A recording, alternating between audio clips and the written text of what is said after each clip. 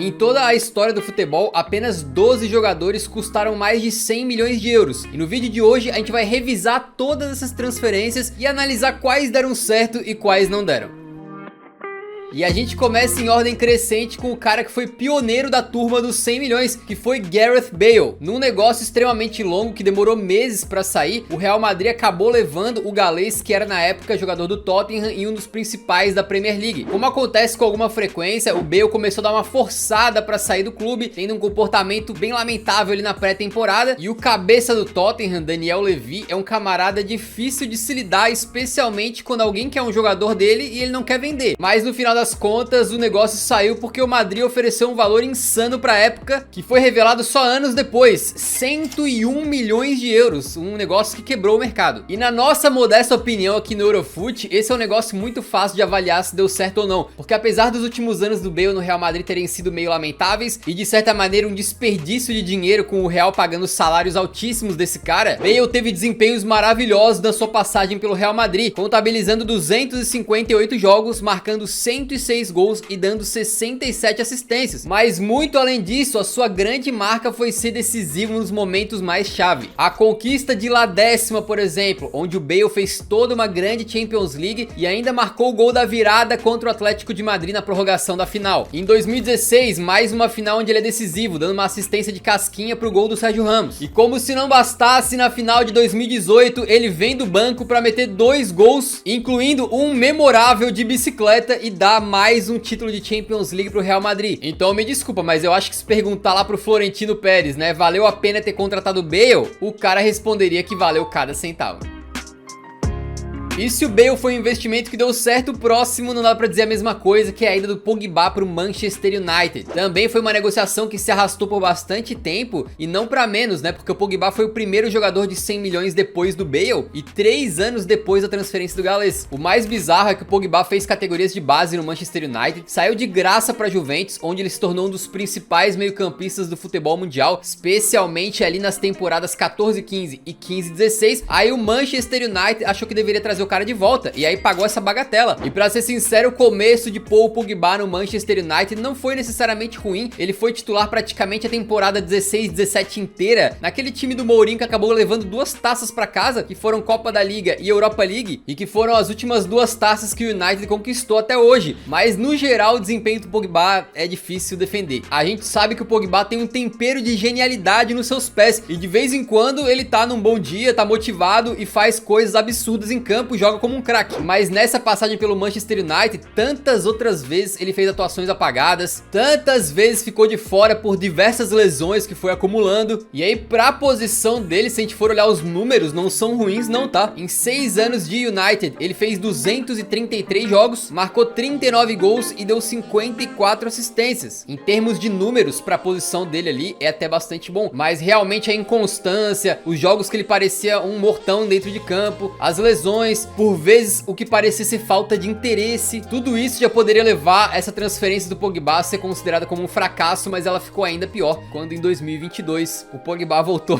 de graça pra Juventus mais uma vez. Algo que até parece piada, mas de fato aconteceu, e a Juventus até tirou onda com a situação. Quando o United recontratou ele em 2016, eles anunciaram a transferência com a hashtag Pogback. Aí tu adivinha o que a Juventus usou pra anunciar a recontratação dele? Cutucada merecida, né? Sinceramente. Aliás, o que é isso no tweet da Juventus ali? Cara, vocês estão vendo que coisa estranha que tá rolando ali? Vamos dando um zoom ali. O que é aquilo, cara? Ah! Inscreva-se no canal Eurofoot. Caramba, nunca imaginei que a Juventus teria tweetado isso. Muito obrigado. E inscreva-se no canal, beleza? A maioria de vocês não tá inscrito ainda.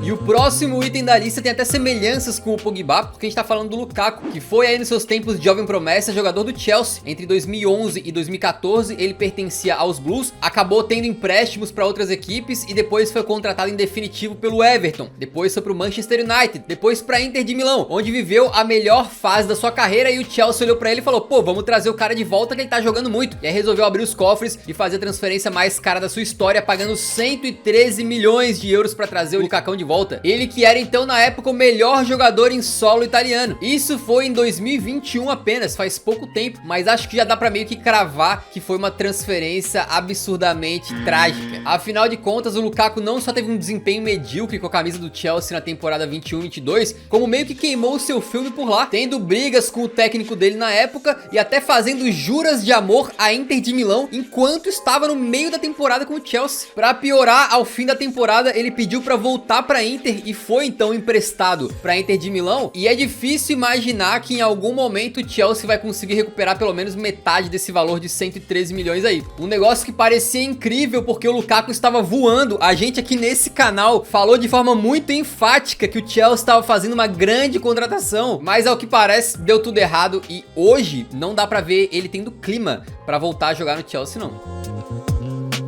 A ótima geração belga foi aí alvo de investimentos pesados, mas tem algo que Lukaku e agora o Hazard nos mostraram é que a contratação certeira mesmo foi a do De Bruyne. Porque Eden Hazard, craque absoluto do futebol inglês, foi contratado pelo Real Madrid por 115 milhões de euros em 2019. Depois de muitos anos flertando com o clube merengue, ele finalmente foi pra lá e foi a negociação mais cara da história do Real. Foi um negócio já arriscado, entre aspas, pro Real Madrid, porque ele contratou o Hazard já com 28 anos. Então quando você faz uma contratação dessa, você já tem uma ideia de que você não vai meio que conseguir recuperar esse investimento vendendo o jogador no futuro, mas tudo bem, se ele render em campo não tem problema. O negócio aqui é que o Hazard já começou mal, chegando pra pré-temporada do clube acima do peso, fora de forma, e o pior de tudo é que ele se tornou no Real Madrid um jogador ultra propenso a lesões, o que ele não era no Chelsea. Até hoje ele já perdeu 72 jogos do Real Madrid por lesões, e isso fez murchar o seu futebol que era magnífico antes. Ele ficou praticamente 2 anos sem jogar pelo Real Madrid e quando conseguia entrar em campo tinha desempenhos medíocres. No momento da gravação desse vídeo, ele tem 69 jogos pelo Real Madrid e apenas 7 gols e 11 assistências, números que comparado com o Hazard do Chelsea é um negócio bizarro. No auge, o Hazard chegou a ser avaliado em 150 milhões de euros pelo Transfermarkt lá em 2019. Em 2022, essa avaliação caiu para apenas 12 milhões de euros. Isso tudo em 3 anos. O Hazard tem contrato com o Real Madrid até 2024, mas dificilmente vai conseguir mudar esse status de contratação flopada. Chegamos na única contratação de 100 milhões ou mais feita por um clube italiano, que foi a ida do Cristiano Ronaldo para a Juventus. Não é todo dia que você contrata um dos melhores jogadores da história, então tinha tudo para ser um conto de fadas ali essa transferência, né? Afinal, depois de uma década dominando o campeonato italiano e batendo na trave 2 vezes na Champions League, a Juventus decidiu investir pesado no CR7 para ter um craque que decidisse na hora H. E a gente sabe que em momentos decisivos na Champions League é com o Cristiano Ronaldo mesmo. A Juventus foi lá, pagou 117 milhões de euros, um investimento bem acima do que a gente costuma ver no campeonato italiano, e trouxe o homem. E é impossível questionar os números do Cristiano Ronaldo nos seus 3 anos de velha senhora. 134 jogos, 101 gols, 22 assistências, estatísticas excelentes. E ele até teve momentos memoráveis, como por exemplo naquela virada fantástica na Champions League pra cima do Atlético de Madrid com 3 gols dele. Mas no fim, o grande objetivo não foi conquistado. Com os 3 anos de Cristiano Ronaldo, a Juventus não conseguiu sequer chegar na semifinais da Champions League e pior, viu o seu domínio no campeonato italiano sendo encerrado na temporada 2020-21 com o título da Inter de Milão. Não dá pra dizer em nenhum momento que o Cristiano Ronaldo individualmente jogou mal na Juventus, de forma nenhuma. Acontece que o projeto inteiro do clube ali acabou não dando certo da forma como se imaginava. Creio que a coisa toda não foi exatamente muito bem sucedida, nem pro Cristiano e nem pro clube. Essa é uma daquelas que não dá pra cravar exatamente se foi uma transferência top ou flop, né? Tem argumentos pros dois lados, deixa a sua opinião nos comentários. Por $500 mil a mais, Jack Grealish aparece mais alto que Cristiano Ronaldo nessa lista. Vocês não vão me entender mal não, tá? O Jack Grealish é um bom jogador, teve momentos espetaculares no Aston Villa, mas esse mercado aí não tá um pouquinho inflacionado não, amigo? Pep Guardiola e companhia aceitaram pagar 117,5 milhões de euros pelo Grealish. Vamos fazer um exercício aqui, né? Se fosse exatamente o mesmo jogador, mas ao invés de jogar na Premier League, ele fosse, sei lá, do Lille, quanto será que ele custaria? E se deu certo ou não a transferência é muito cedo pra falar, afinal no momento da gravação desse vídeo, o Grealish fez apenas uma temporada com o Manchester City, que foi em 2021-22, onde meteu 39 jogos, 6 gols e 4 assistências. A maioria desses jogos saindo do banco, sim, uma transferência dessas que é uma das maiores da história, pro cara ser reserva na maioria das vezes. E quando entrou em campo também teve atuações muitíssimo criticadas, até porque quando você custa 117 milhões e meio de euros, você não pode jogar só ok, não pode jogar só regular, tem que ter atuações fantásticas, é isso que as pessoas vão esperar. E para um negócio tão caro, ele teve números pífios até aqui. Mas se vai ser uma contratação que vai dar certo no futuro ou não, o tempo dirá. Ele tem muitos anos de contrato ainda com o Manchester City e acabou de completar 27 anos, ou seja, tem muito tempo ainda pro Pep Guardiola conseguir extrair o melhor do Jack Grealish e de repente transformar ele num grande jogador. Hoje eu diria que flopou, mas essa aqui é melhor a gente não cravar nada e dar tempo ao tempo, beleza? Depois de muitos anos sendo um dos melhores jogadores da Europa, do Atlético de Madrid e da seleção francesa, Antoine Griezmann se transformou num grande objeto de desejo do Barcelona, ou pelo menos do presidente do clube na época, o Bartomeu. Afinal, muitos argumentam até hoje que a contratação do Griezmann foi desnecessária pelo Barcelona, até porque poderia haver uma incompatibilidade entre o Griso e o Messi dentro de campo. Mas o Barça queria, e como o Atlético de Madrid não estava a fim de vender, os culés pagaram a multa rescisória de 120 milhões para levá-lo para Catalunha, uma transferência aí que foi fadada ao fracasso. E o que muitos esperavam realmente aconteceu, o Griezmann não conseguiu vingar no time do Barcelona. Jogou de centroavante, atacante, né, meio atacante, ponta esquerda e fez 102 jogos, 35 gols e 17 assistências pelo Barcelona. Mas em campo ele nunca teve um desempenho de um cara de 120 milhões e de um cara que já foi considerado um dos melhores do planeta. Atualmente ele ainda é jogador do Barcelona e está emprestado pro Atlético de Madrid, que pagou por enquanto apenas 10 milhões pro Barça para ter o Griezmann. Só que neste exato momento o francês tá gerando toda uma crise entre os dois clubes, porque diz a lenda que no contrato de empréstimo pro Atlético de Madrid dizia que o Atlético teria que pagar 40 milhões de euros pro Barça se o Griezmann cumprisse uma minutagem em campo. Por isso o Atlético de Madrid tem pegado um jogador do calibre do Griezmann e deixado no banco e botando ele para jogar apenas nos 30 minutos finais das partidas, para não ter que pagar os 40 milhões, sacou? E aí parece que o Barcelona vai buscar esse dinheiro aí na justiça. Mas mesmo que recupere 40 milhões, eu acho que dá pra dizer que Griezmann no Barcelona foi um flopaço dos grandes. Chegamos num negócio extremamente caro que continua sendo uma incógnita, que é o João Félix, né? Ele que surgiu como uma das maiores revelações do Benfica em muito tempo, chamou a atenção da Europa inteira e aceitou o projeto do Atlético de Madrid, que pagou 127,2 milhões de euros para trazer ele em 2019 no alto dos seus 19 anos. E era evidente que era uma contratação pro futuro, ninguém esperava que o João Félix chegasse arrebentando e fizesse valer o dinheiro logo de cara. Até o momento da gravação desse vídeo, ele jogou 3 temporadas com o Atlético de Madrid, fazendo 116 jogos, metendo 29 gols e dando 18 assistências. E é importante citar que ele teve um papel muito importante na conquista de um campeonato espanhol, que pro Atlético de Madrid ganhar isso aí em cima de Barça e Real é uma parada grandiosa. Mas até hoje no Atlético, o João Félix conseguiu mostrar apenas lapsos de um grande jogador, brilhos aqui e acolá, mas sem nunca conseguir se firmar no time de forma absoluta, ter desempenhos de alto nível regularmente, e o pior é que ele ainda sofreu com muitas lesões, né? João Félix tem contrato com o Atlético de Madrid até 2026 e ele tem apenas 22 anos. Então se um dia ele vai atingir o nível de futebol de um jogador que custou 127 milhões, a gente não sabe, mas ele é muito jovem, pode melhorar muito ainda, como a gente viu com o Vinícius Júnior. Às vezes de uma temporada para outra o cara explode, então é esperar para ver. Nesse momento eu diria que flopou, mas é aquela coisa, muito jovem, não vamos cravar nada, beleza? Tem que dar tempo ao tempo também.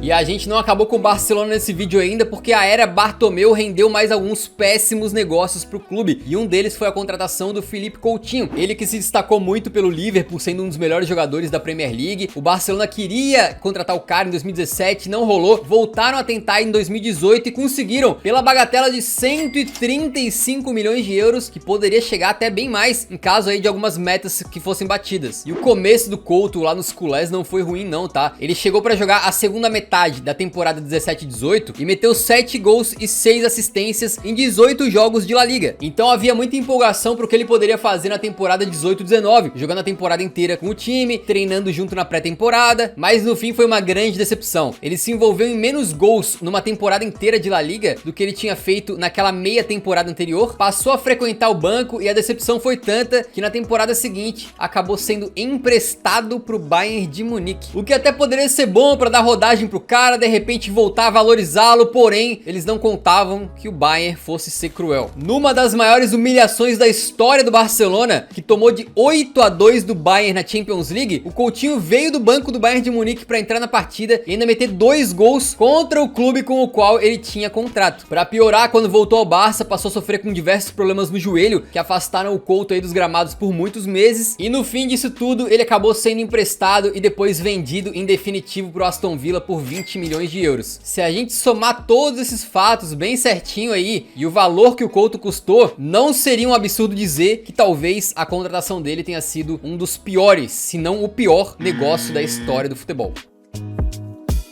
Seguimos no Barcelona para completar a história da tentativa fracassada de substituir o Neymar no clube. Afinal, foi após a saída dele que o Barça começou a gastar tentando trazer um novo craque. E quem saiu bem nessa foi o Borussia Dortmund, que tinha comprado um jovem Ousmane Dembélé por cerca de 15 milhões de euros, viu o cara se destacar por uma temporada e logo depois ser vendido para o Barcelona por 135 milhões de euros entre valores fixos e variáveis. E aqui uma rápida ressalva, esse valor do Dembélé é o único que a gente não tá puxando do Transfermarkt, porque os caras andaram alterando o valor do Dembélé lá na página e não parece que tá correto no momento. Aí a nossa fonte para esse valor gasto de 135 milhões do Dembélé é o jornal Sport de Barcelona, beleza? E falar de Dembélé no Barcelona é mais ou menos como falar do Hazard no Real Madrid, porque dos 5 anos que ele jogou por lá, ele sofreu com inúmeras lesões e não conseguiu corresponder em campo. Dembélé chegou no Barça na temporada 17-18 e de lá pra cá perdeu nada menos do que 102 jogos por lesão. São praticamente 2 temporadas completas. Dentro de campo não teve grandiosos momentos e até teve um destaque negativo, por exemplo, quando ele perde um gol de forma bizarra contra o Liverpool na Champions League. Ele vivia lesionado, o contrato dele tava acabando com o Barcelona e o Dembélé tava fazendo um jogo duro pra renovar, tava com cara de que iria sair e tinha torcedor do Barcelona querendo que embrulhasse o Dembélé pra presente e mandasse pra qualquer lugar de graça. Mas por incrível que pareça, uma contratação que nos primeiros 5 anos pareceu flopadíssima, pode acabar dando certo. Isso porque o Dembélé renovou com o Barcelona e nas mãos de Xavi Hernández está jogando o fino da bola. No momento da gravação desse vídeo, o Dembélé é titular do Barcelona e vem jogando no nível de elite faz uns 6 meses. Se ele conseguir manter esse desempenho por mais uns 2, 3 anos, talvez a gente possa mudar de ideia sobre a contratação dele ter sido flopada, certo? No momento eu diria que foi flop, mas acho que ele tá no caminho para reverter isso daí.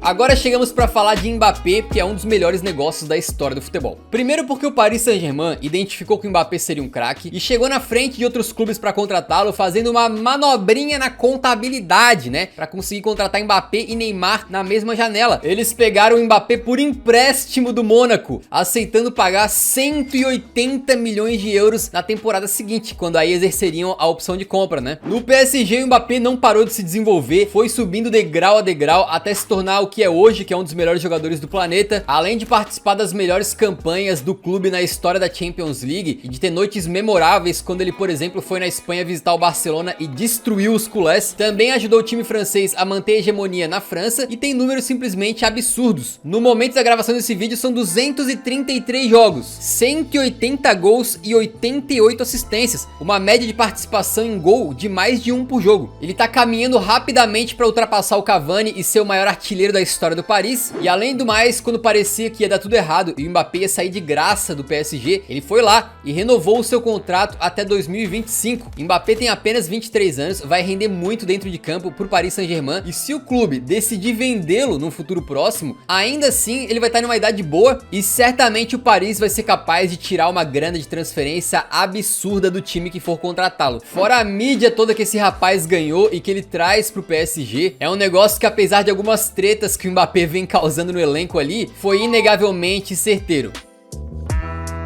Chegamos no último nome dessa lista para falar então do jogador mais caro da história, Neymar. Ele, que se destacou como craque da seleção brasileira do Barcelona, aceitou o projeto do PSG em 2017 e aí os caras, como o Barça não queria vender muito não, pagaram a multa rescisória de 222 milhões, o maior valor de todos os tempos. Foi um valor tão estratosférico que essa transferência de 2017, até hoje nenhuma chegou nem perto, né? Mas por incrível que pareça, muita gente ainda questiona se Neymar valeu toda essa grana. Afinal, o clube fez investimentos massivos absurdos pra ganhar a Champions League e não conseguiu. Mas será que esse é o único parâmetro, né? Dentro de campo, os números falam por si só. 152 jogos, 109 gols e 67 assistências no momento da gravação do vídeo. Uma média de participação em gols ali praticamente idêntica à do Mbappé, né? Brutal. Fora que foi com o Neymar liderando na parte técnica que o PSG conseguiu fazer a melhor Champions da sua história, chegando na final em 2020 e perdendo pro Bayern por 1 a 0. Quase sempre com o Neymar em campo, bem fisicamente, ele corresponde. Inclusive na temporada 2022-23, ele começou voando e é sem dúvida um dos melhores jogadores do mundo no momento, se não for o melhor. Inclusive foi o primeiro jogador a vencer o Eurodor, uma nova premiação do Eurofoot. Cola lá no nosso Twitter pra ver como é que funciona, beleza? Mas o fato é que tudo isso poderia ser ainda melhor, porque o Neymar acabou sofrendo com muitos problemas físicos no Paris. Desde 2017 foram 104 jogos perdidos por lesões. Se você considerava o Dembélé de vidro e ele perdeu 102 pelo Barcelona, o Neymar ficou de fora mais vezes. E não apenas em jogos da Ligue 1, que praticamente nem importa tanto pro clube mais, né? Mas também em momentos decisivos de Champions League. Ele foi contratado para decidir um mata-mata, quando o couro come. E em 2 Champions pelo menos, na hora mais decisiva, o Neymar não pôde estar em campo. O Neymar poderia ter ajudado o PSG muito mais do que já ajudou, isso é um fato. Mas também é fato de que ele tem desempenhos fantásticos lá no Paris. E é um casamento que ainda pode ser muito feliz caso o PSG de repente conquiste uma Champions League. Vai saber o que vai acontecer, lembrando que o Neymar renovou o contrato com o Paris e pode ficar lá até 2025. Não é um negócio que a gente pode cravar perfeitamente sem sombra de dúvidas que é top, como foi o do Mbappé, por exemplo, mas ele tá muito, mas muito longe de ser uma transferência flopada do nível do Hazard ou do Lukaku, né? Você considera que foi um negócio mais positivo ou negativo? Deixa nos comentários. E antes da gente acabar, tem uma observação importante. Tem mais 2 jogadores que podem bater 100 milhões muito em breve. O Darwin Núñez, ao que parece, foi contratado por 75 milhões de euros fixos, com mais 25 milhões em possíveis bonificações, ou seja, pode bater 100zão. E o Antony também foi pro Manchester United por 95 milhões de euros fixos e mais 5 em bonificações. Então a gente não sabe se as metas serão batidas e às vezes quando batem, também não tem tanta transparência dos clubes em relação aos valores que são pagos. Então esse lance de bonificações aí é um pouquinho complicado,